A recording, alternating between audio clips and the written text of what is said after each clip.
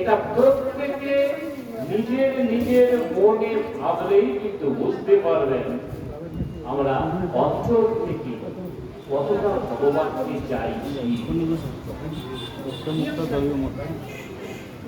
এখানে যে কথাটা বলছিলাম যে সংসারের কোনো কাজ একদিনে হয় না, সঙ্গে সঙ্গে হয়ে যায় না, সমাজে 1 বছরে 20 বছরে হয় না।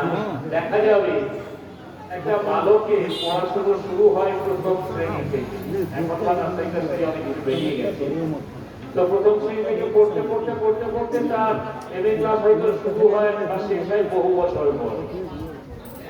তারপরে হয়তো সে কর্মের সন্ধানে ব্যস্ত হয়, সংসার জীবনে প্রবেশ করে, সংসার জীবনে আবার সুখ দুঃখ ভোগ করতে করতে কিছুদিন পরে বার্ধক্যগ্রস্ত হয়ে বর্তমান যে শরীর, সেই শরীরকে অদৃশ্য করিয়ে তারপরে উধাও হয়ে যায়।